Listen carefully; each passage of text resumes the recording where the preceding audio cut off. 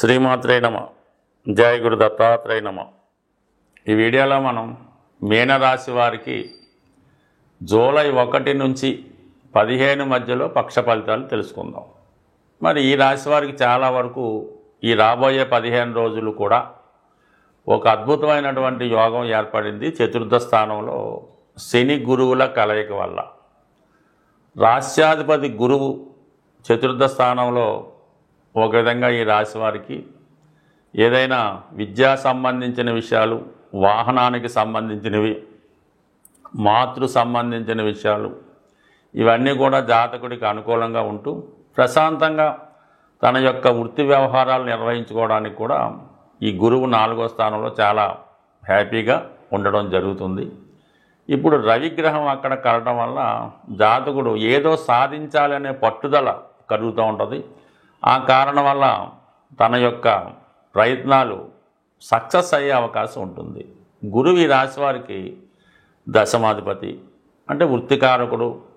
ఏ కర్మ చేయాలి, జీవితం ఏ విధంగా పోషించుకోవాలి, ఇవన్నీ కూడా గురువు యొక్క బాధ్యత.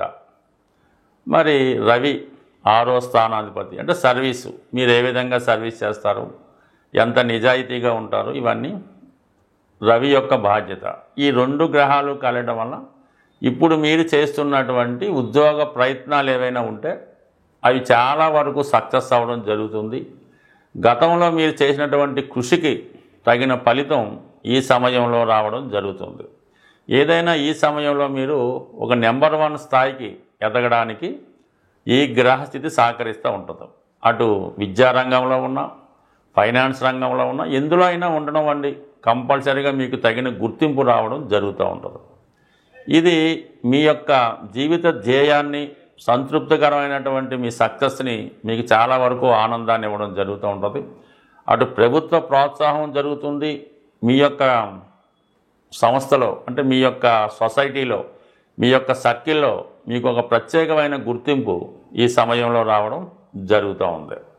ఇక శుక్రుడు 3వ స్థానంలో ఉండడం వల్ల, స్వక్షేత్రంలో ఉండడం వల్ల మీకు మీ మిత్రుల సహకారం, మీ అభిమానుల సహకారం కంపల్సరిగా లభిస్తూ ఉంటుంది.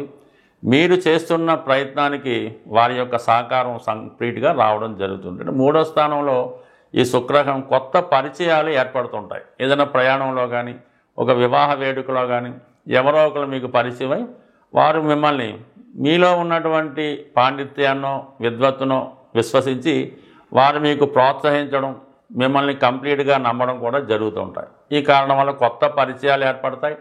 వారి సహకారం మీకు లభిస్తుంది. కొత్తగా స్నేహం ఎప్పుడూ బాగుంటుంది కాబట్టి వారి యొక్క స్నేహంతో కొంత పురోభివృద్ధి, ఎంకరేజ్మెంట్ కూడా మీకు రావడం జరుగుతుంది. 5వ స్థానంలో బుధగ్రహ సంచారం, అంటే సప్తమాధిపతి 5లో ఉండడం, 3లో శుక్రుడు ఉండడం కొన్ని కొత్త పరిచయాలు ప్రేమ వరకు దారితీయచ్చు.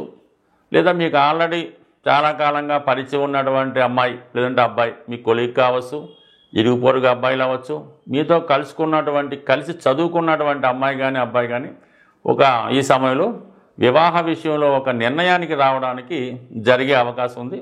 దానికి కొన్నాళ్ళు టైం తీసుకున్నా కొంతకాలం పాటు ఒకరినొకరు అర్థం చేసుకొని ఇది తర్వాత వివాహానికి వెళ్ళడానికి కూడా సహకరించే అవకాశం ఉండదు. అంటే ఎందుకంటే ఇప్పుడు ప్రస్తుతం రాశిలో శని సంచారం ఏదో ఒక బాధ్యత మిమ్మల్ని ఇబ్బంది పెడుతూ ఉంటుంది. ఏదో చెల్లెలికి పెళ్ళేవాళ్ళను, అక్కకు పెళ్ళేవాళ్ళను, ఏదో ఒక సమస్య, మదర్ ఆరోగ్యం, ఏదో ఒక ఇబ్బంది వల్ల మీరు వివాహ విషయంలో, అంటే వాళ్ళు మీకు అవకాశం ఇచ్చినా వాళ్ళు పరస్పరం ఒప్పుకున్నా ఈ కారణాల వల్ల వివాహాన్ని కొంతకాలం పాటు వాయిదా వేసుకొని మీ బాధ్యతను మీరు నిర్వహించవలసిందిగా ఉండడం జరుగుతూ ఉంటుంది. అంటే శని బాధ్యత పెంచుతూ ఉంటాడు. ఆ బాధ్యత తీర్చుకోవడానికి కూడా ఒక విధమైన ప్రయత్నాన్ని కూడా ఇవ్వడం జరుగుతూ ఉంటుంది. సో ఈ కారణం వల్ల మీరు కంపల్సరీగా అటు మీ బాధ్యతలు నిర్వహించుకుంటూ చక్కగా ముందుకు వెళ్ళవలసి ఉంటుంది. 6వ స్థానంలో కుజ కేతు గ్రహాలు కూడా మీకు ఈ విజయం చెప్తూ ఉంటుంది. ఒక కోర్టు సమస్యలున్నా, ఇంటర్వ్యూలో నెగ్గాలన్నా, అటు క్రీడా రంగం అవ్వచ్చు, వైద్య రంగం అవ్వచ్చు, ఏ రంగంలో ఉన్నా మీకు కంప్లీట్గా సక్సెస్ అన్నది 100% రావడం జరుగుతూ ఉంటుంది.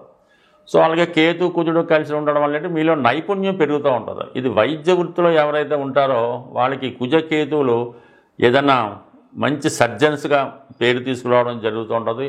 క్రీడా రంగంలో ఉన్న వాళ్ళకి చాలా టైం టు టైం అది బాగా కెప్టెన్గానో ఒక క్రీడాకారుడు చాలా కష్ట సమయంలో ఆదుకొని ఒక అడ్డంగా నిలబడే గోడలాగా ఈ 6వ స్థానంలో కుజకేతువులు ఈ మీనరాశి వారికి చాలా సహకరిస్తూ ఉంటారు. అంటే ఒక ఆశ్చర్యపోయే టాలెంట్ మీలో కనబడుతూ ఉంటుంది. సాధారణంగా మీనరాశి వాళ్ళు చాలా స్వభావ సిద్ధంగా మెత్తని వారై ఉంటారు.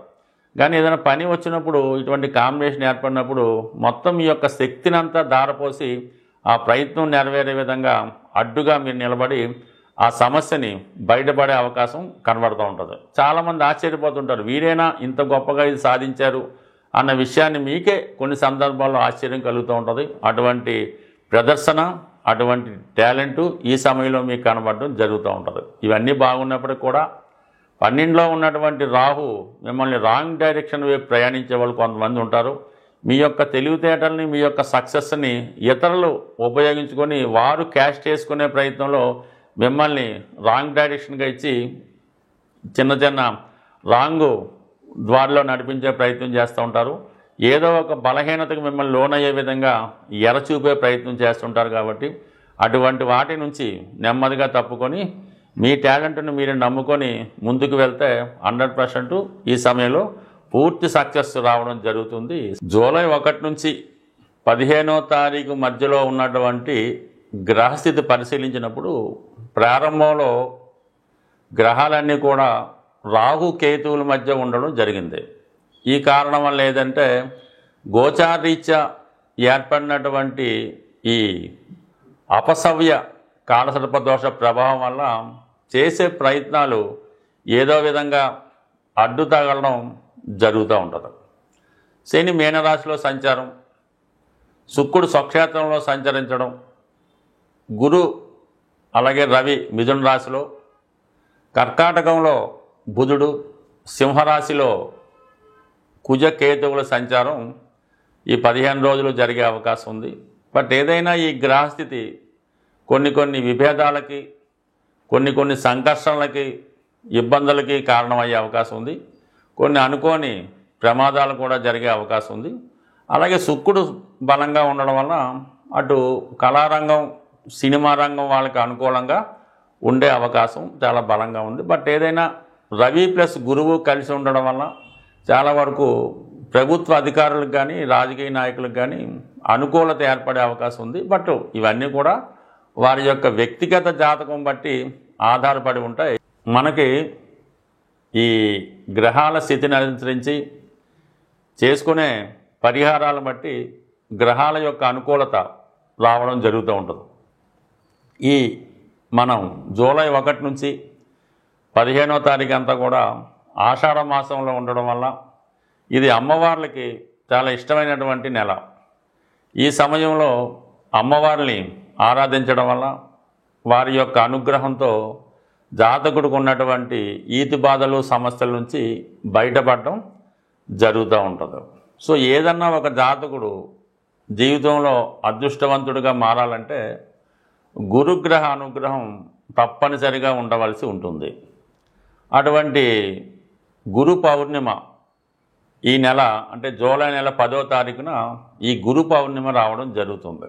అందువలన ఆ రోజు మీకు ఇష్టమైనటువంటి గురువుని, అంటే ఎవరైతే మీకు విద్య నేర్పారో, ఎవరైతే మీ జీవిత అభివృద్ధికి తోడ్పడ్డారో వారిని కంపల్సరీగా సత్కరించవలసి ఉంటుంది. అంటే వాళ్ళకి ఏదైతే ఇష్టమో అవి ఇవ్వటం, వీలైతే వాళ్ళకి బట్టలు లాంటివి సమకూర్చి వారి యొక్క పాదాలకు నమస్కరించి వారి యొక్క ఆశీస్సులు తీసుకోవడం వల్ల గురుగ్రహ అనుగ్రహం సంపూర్ణంగా మీకు లభించడం వల్ల ఎటువంటి సమస్య అయినా మీకు సాల్వ్ అవడం జరుగుతూ ఉంటుంది.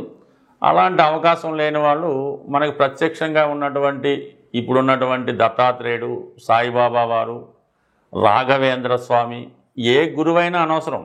అటువంటి గురువుని మీరు ఈ నెలలో ఎస్పెషల్లీ గురు పౌర్ణిమ నాడు సేవించడం వలన మీకు గురుగ్రహ అనుగ్రహంతో జాతకంలో ఉన్నటువంటి సమస్యలు తొలగి చాలా సక్సెస్ఫుల్గా ముందుకెళ్ళే అవకాశం ఉన్నది. అలాగే ధనం సంపాదించడానికి, మీ యొక్క అన్ని సమస్యలు తీరడానికి ఒక చక్కని పరిహారం చెప్పడం జరుగుతూ ఉంటుంది. ఈ ఆషాఢ మాసంలో ఏదైనా ఒక గురువారం కానీ లేదా శుక్రవారం కానీ మరి ఏ రోజైతే మీకు అనుకూలంగా ఉంటుందో ఆ రోజు మీ యొక్క గ్రామ దేవత, మీరు ఏ ఊరిలో ఉన్నారో ఆ ఊరికి సంబంధించినటువంటి గ్రామ దేవత ఆలయంలో విధి విధానంగా అమ్మవారికి పూజించి చలిమిడి నైవేద్యంగా సమర్పించవలసి ఉంటుంది. అంటే చలిమిడి అంటే చాలా ప్రాంతాలు వారికి తెలిసి ఉంటుంది, కొన్ని ప్రాంతాలకు తెలియకపోయినా అది ఏ విధంగా తయారు చేసుకోవాలన్నది ఆటోమేటిక్గా మీకు తెలిసే వస్తుంది. చలిమిడి నైవేద్యంగా పెట్టడం వల్ల, అలాగే ఇది వీలు కాని పక్షంలో కనీసం ఈ గోధుమ పిండి ఈ కొబ్బరి కలిపి అప్పాలను తయారు చేస్తుంటారు. ఇవి ఎక్కువగా పూరి జగన్నాథ స్వామి ఆలయంలో అక్కడ సాంప్రదాయంగా ఈ వంటకం తయారవడం జరుగుతూ ఉంటుంది. అందువల్ల అప్పాలు కానీ, అరిసెలు కానీ, జిలేబీ కానీ మీ గ్రామ దేవత ఆలయంలో ఈ గురువారం కానీ శుక్రవారం కానీ అమ్మవారికి బోనంగా అంటారు కొన్ని ప్రాంతాల్లో, నైవేద్యంగా సమర్పించి కంప్లీట్గా ఆ ప్రసాదాన్ని భక్తులకి పంచిపెట్టడం వల్ల ఎటువంటి సమస్య అయినా, ఎటువంటి ఆర్థిక సమస్య అయినా 100% నెరవేరుతుంది. వీలైతే ఆషాఢం 4 గురువారాలు చేసి చూడండి. కొన్ని ప్రాంతాల్లో ఆదివారం అయినా ఇబ్బంది లేదు. బట్ ఏదైనా ఈ రెమెడీ చేసిన రోజు కొద్దిగా నీసు మాంసాలు తినడం కానీ, మద్యం మధువు అలాంటి వాటికి దూరంగా ఉండాలి. కాబట్టి ఈ ప్రసాదం తీసుకున్న వాళ్ళు కూడా ఆ విధంగా నియమంగా ఉండాలన్నమాట. అప్పుడే ఆ ఫలితం మీకు రావడం జరుగుతూ ఉంటుంది. అందుకని ప్రసాదాన్ని కూడా ఎవరికి పడితే వారికి పంచడం అది జరగదు. అందుకని మీరు గురువారం కానీ శుక్రవారం అయితే ఈ పరిహారం పాటించడం వల్ల కేవలం మీకు 2-3 రోజుల్లోనే ఆ ఫలితం కనబడే అవకాశం ఉంటుంది. స్వస్తి.